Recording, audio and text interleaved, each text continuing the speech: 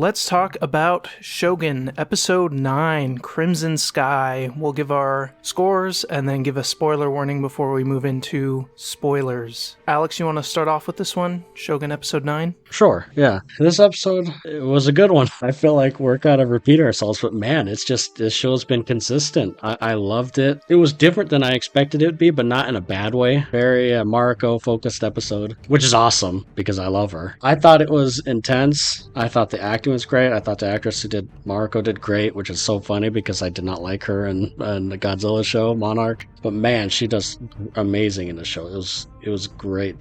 She obviously, like, she was the star of this episode, and I think she held her own. I thought it was awesome. I thought it was a good way to go into the finale. I mean, especially the ending. You're kind of wondering what's, like, holy crap, you know, like. So overall, I thought it was really good. The conversations, the acting, the scheming, the twists and surprises, and I really, really liked it. It's consistent. I'd give it probably a 9 out of 10. I feel like we've been giving 9 out of 10 this whole season. Yeah, I know. But yeah, I'd give it a 9 out of 10. Yeah, I pretty much agree with everything you said. I've been going back and forth on whether to give this a 9 or a 10. I kind of want to give it a 10 just because of how amazing the acting was in this episode. Like, the acting, the dialogue, just the facial expressions, you could see the sorrow. Honestly, most of it was Mariko, although I thought Blackthorn and Yabushige were great also. I totally agree with you that this was different than I was expecting, but it was a very welcome surprise. I loved it. I think I'm going to give it a 10. It was just so masterfully done. Definitely, you know how we said, like, the last few episodes, they've all been building to a scene, and then that scene has been amazing? I felt this episode was just that kind of scene back to back to back. It was... Yeah, that's true. That's a good way to put it. Yeah, there's a few times where it was building up in the scene, yeah. Yeah, and then, yeah, it was just so good. I think I'll give it a 10. I really liked this episode. Okay. I do have a question. I don't even know if it's a nitpick or if I'm just not understanding it right.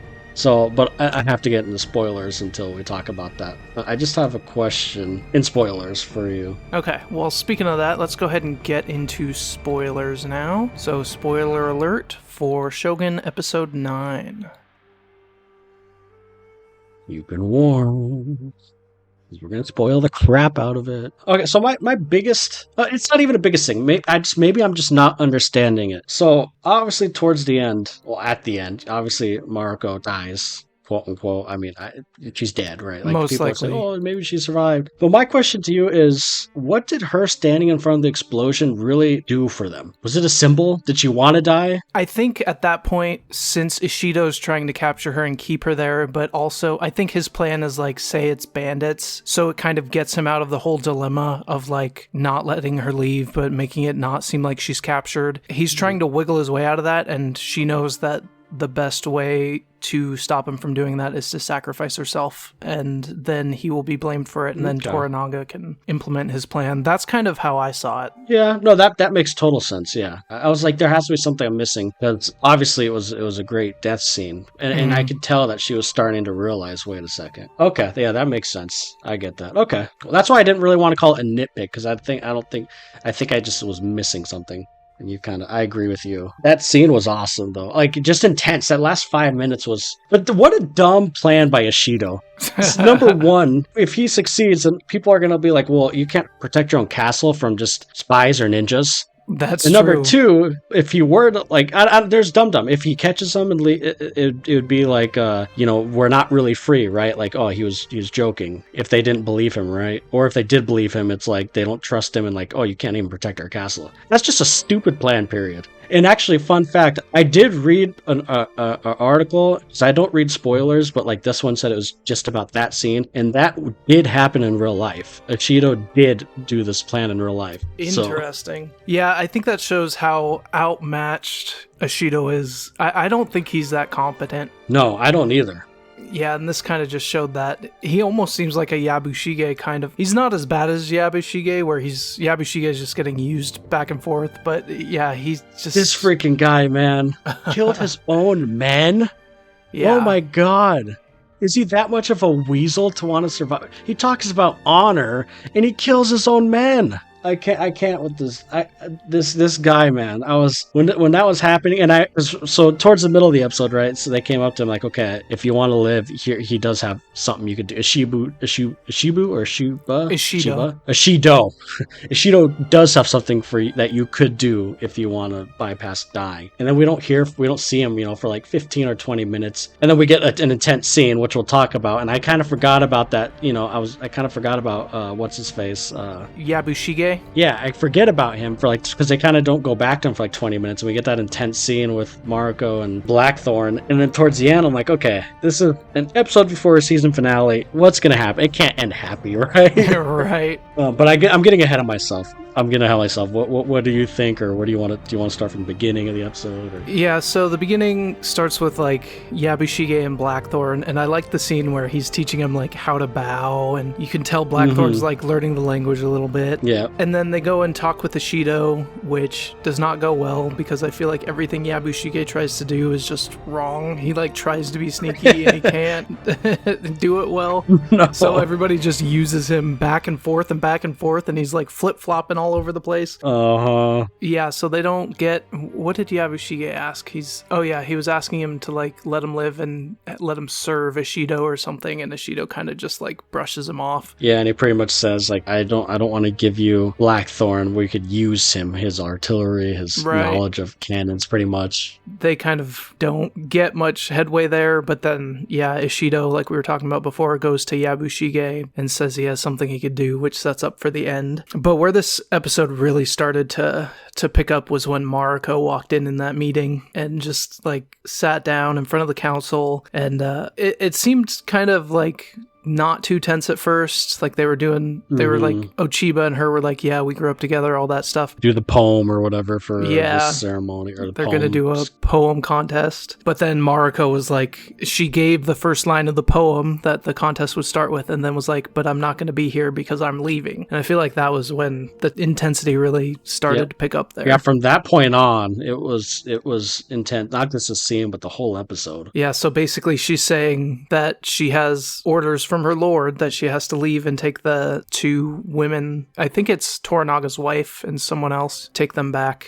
to him. And so before this whole thing, Mariko gave them a scroll, so I'm sure they knew the plan, right? That's right. I forgot about that. We didn't hear or see what it said, but we saw that she gave it to them. So they probably understood the plan. So yeah, that scene was really tense. You're right, it's just build up. Basically, she's saying, I have orders from my lord that I am to bring these women home. And Ishido, he's basically saying, stay, you need a permit. Is that what he's saying, right? You need a permit or whatever? Something like that. Yeah. Basically trying to not let her leave, but not make it seem like he has her locked up, which he kind of does. Yeah, exactly. Yeah, because he didn't want to people are like, well, are we stuck here? Are we stuck here? He's like, no, this isn't a prison, blah, blah, blah, blah. He kept saying that throughout the episode, kind of. But you need a permit. He's like, go apply for a permit and you could leave, pretty much. Because you need a permit to leave the castle. He kept saying pretty much no, and she's like, no, I'm going to do it. I'm going to do it. I don't care. Like, it's my master. It's my lord. If I obey, I can't disobey my lord, pretty much. And it got pretty intense. It did. At the end of that, she's like, okay, fine, you can keep me here, but I'm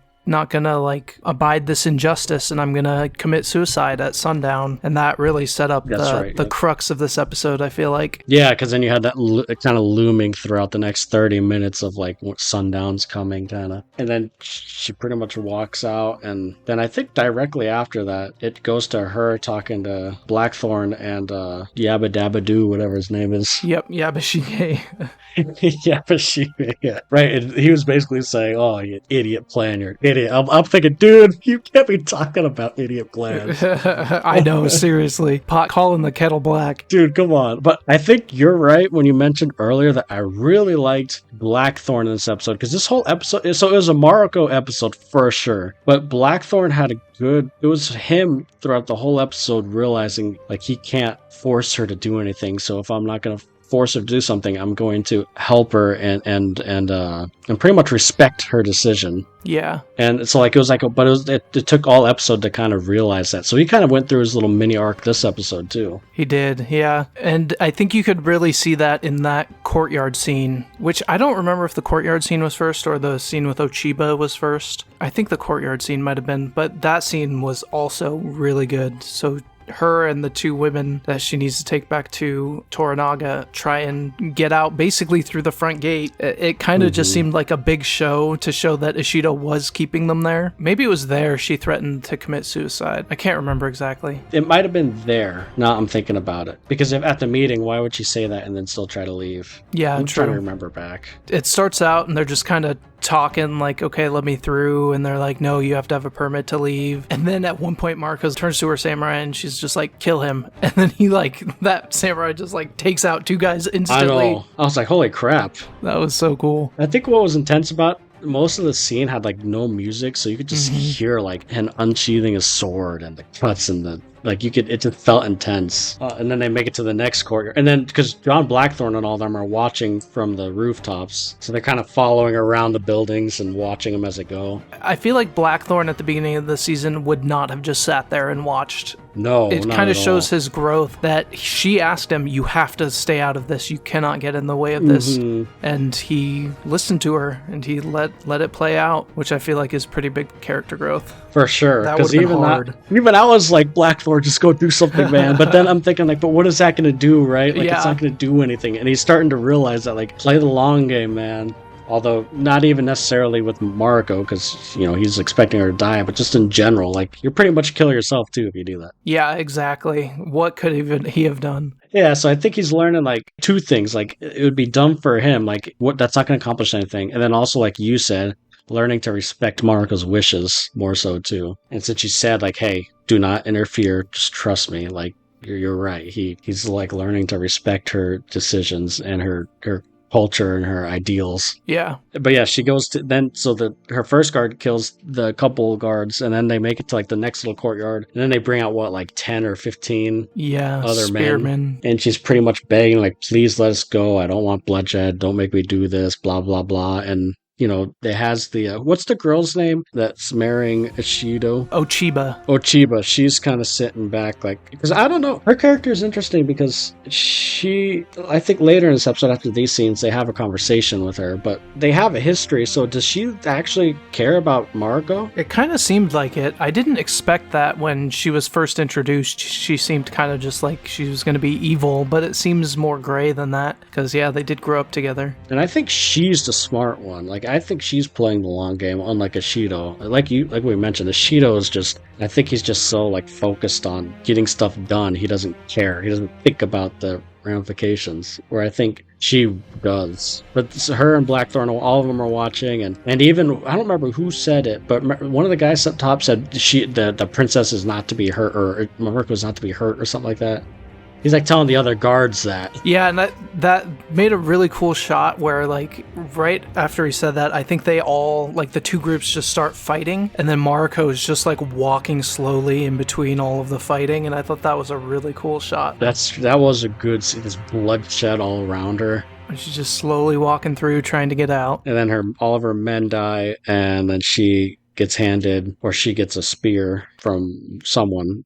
Which we saw a little bit of her training with that in flashbacks with Ochiba, so that was a cool little callback. Yeah, so she holds her own for a little bit, but obviously these guards, I don't think they want to hurt her. Right, they pretty much can't without it starting a full-scale war. Yeah, and then she pretty much is screaming, let me leave, I don't want this, and then I think you're right, that's when she looks up and she says, if I cannot leave, then I am to commit, what do you call it, Seppuku, yeah, at sundown, and then everyone's all shocked or whatever, and that kind of ends that scene, but that whole scene, you were talking about build-up, so you had that first scene with Ishido and them, the poem scene. That whole scene was you're right, a build up of intensity. Dude, I thought stuff was going to start happening there. I know. And then you had this whole scene with build up, this was 10 or so minutes. This was over an hour long episode, I think, an hour and 5 minutes or something. Yeah, I think so. And then I believe after this, what was the scene after this? Was it when they talked to that lady, the one she has history with? Yeah, under the guise of the heir wanting to talk to Blackthorne or wanting to see Blackthorne, Ochiba uses that to be able to talk to Mariko because they need a translator. So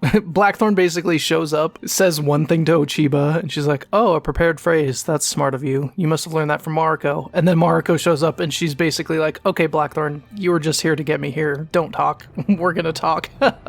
Yeah, and I was just standing there the whole time. But I thought that was a well acted scene, and also just the dialogue. It's all everything.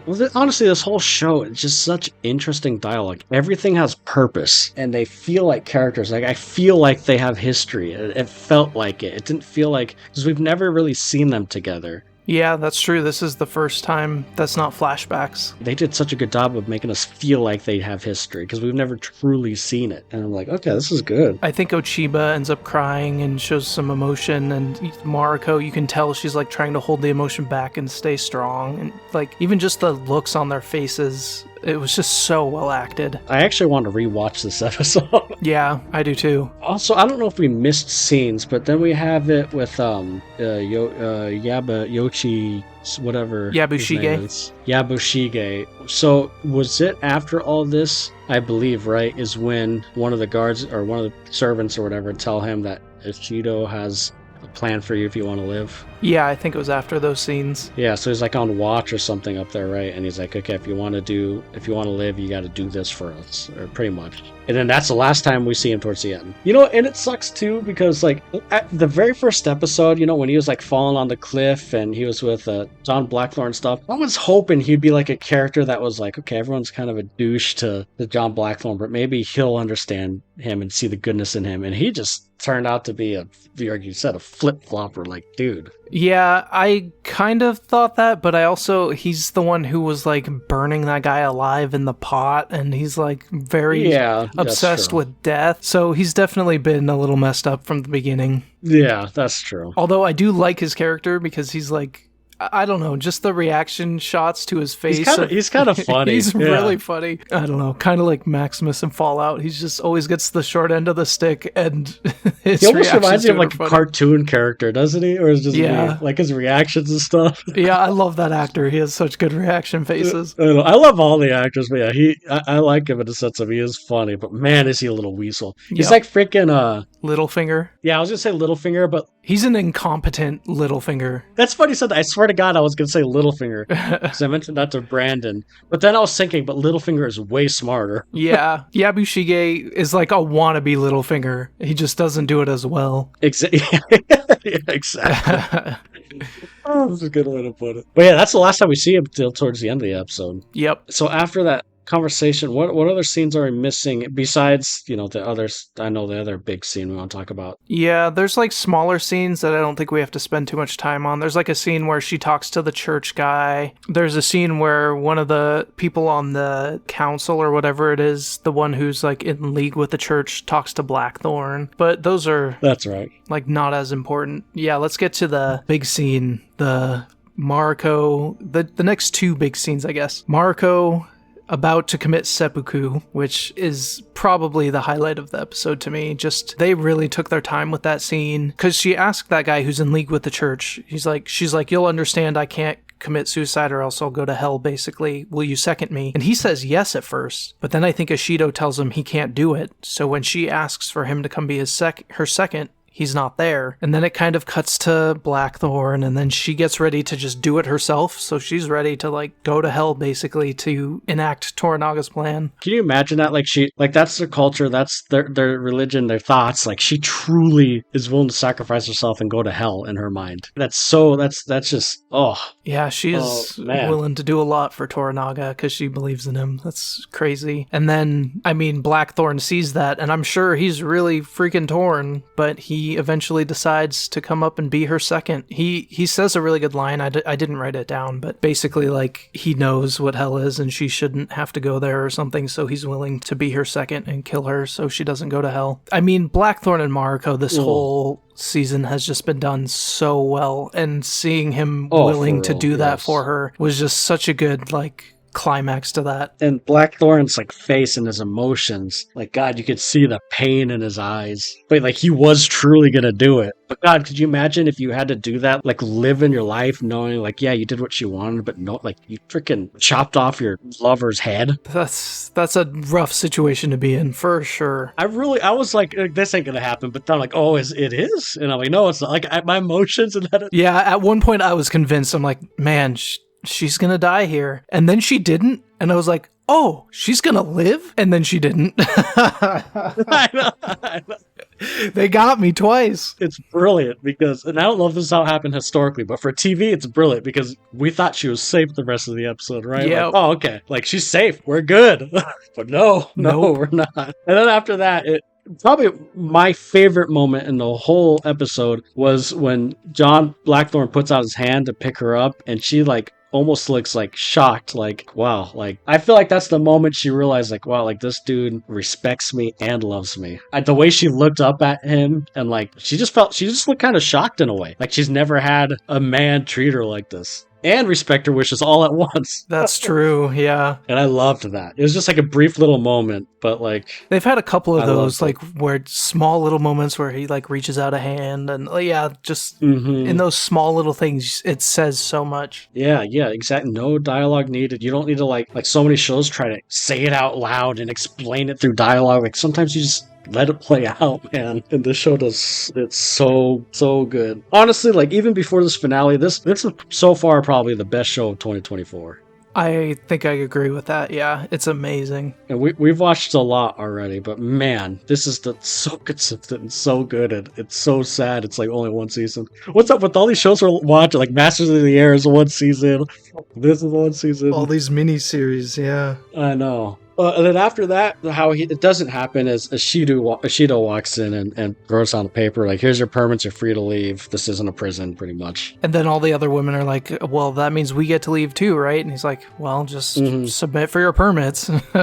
If you didn't do this betrayal at the end, this would have been the right thing to do, in the sense of, even for him being smart. Yeah, you're gonna want people to leave, but at the same time, you're not gonna start a war. It's tough though, because even if he lets her go, I truly think Toranaga put Ishido in this impossible situation where if he lets them leave, then he doesn't have Toranaga's family, and they're more able to attack the castle without losing people. Like, there's not prisoners there. But if he keeps them, then he has more of a reason to attack. Like, it's just such a brilliant gambit. I will say, as much as I love Toranaga, I gotta say, Mariko might be the best character in this series, because without her, he wouldn't have been able to have his brilliant plan. Yeah, for sure. She set everything in motion. She is an amazing character, yeah. I love Toranaga, but man, after this episode, Mariko, I think, might be the character of the show, man. She has so much determination. Like, when she puts her mind to it, she's like, I'm gonna do this, and it's impressive. And loyalty. Like, would Toranaga been able to do all this without Mariko? Maybe, but like, it would be way harder. Like, she's translating for the barbarian. She has this connection with him. Now, Toranaga knows that and is using it, but like, Mariko is so loyal, and I'm sure Toranaga obviously knows that. But I don't know. After this episode, Mariko kind of became my favorite character of the show. Yeah, and it's pretty crazy that, like, we didn't see Toranaga this episode, but yeah, not once. I like how we still felt his influence, like, with Mariko, with her putting in his plan and it working, and putting Ishido in this horribly complicated situation. Like, you could still feel Toranaga's influence, and he wasn't even in the episode. I almost feel bad for Mariko, because she has, like, it's almost like too much loyalty to Toranaga. Like, lady, just go run off with Blackthorn and live your happy life. It's interesting, though, because at several points in this series, she has expressed that she's ready to die. She wants to die. And I think the only thing that's really kept her from that is Blackthorn. I feel like she would have been way less conflicted about committing seppuku for Toranaga if she had never met Blackthorn. Yeah, I agree. Which is interesting, but now she has something more to possibly live for. Well, not anymore, but that makes her a little more conflicted. Yeah, because I feel like she looked relieved since she didn't have to, like, you know, stab herself, commit seppuku.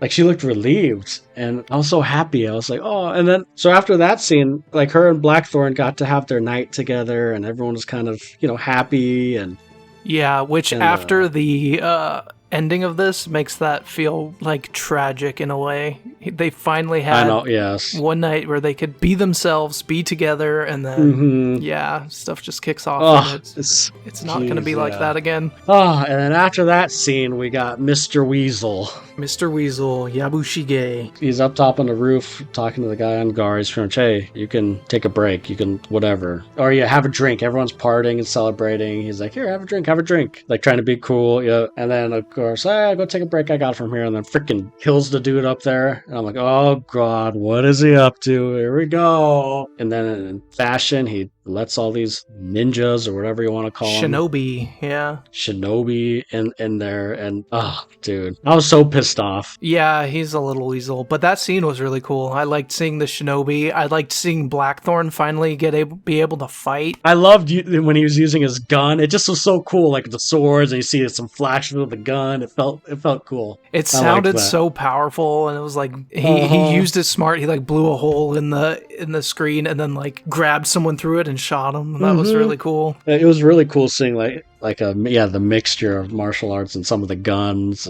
but so he let him in. And is that tapping on the shoulder? Is that how like they count? Were they like counting? Remember? So when he was letting him in, yeah, I remember that part, but I don't really know what that was. No. I think I was reading somewhere that's just like a counting, or that's the way they keep track of something. But yeah, they go in and pretty much start killing all his own men, and then of course, like we talked about, Blackthorn and Mariko here, and yeah, that was cool. He whipped out his gun and her swords, and they're fighting, and he's shooting. And I was like, "Yeah, you're making it." That was a cool scene, though. Then they're trying to escape and run, and that cool scene you mentioned, him shooting through the wall and the hole in the wall, and then what's his face, Yoshi. I cannot remember his name. Yabushige. Of course, he goes in there and acts like, "Oh, what's going on? There's an intruder."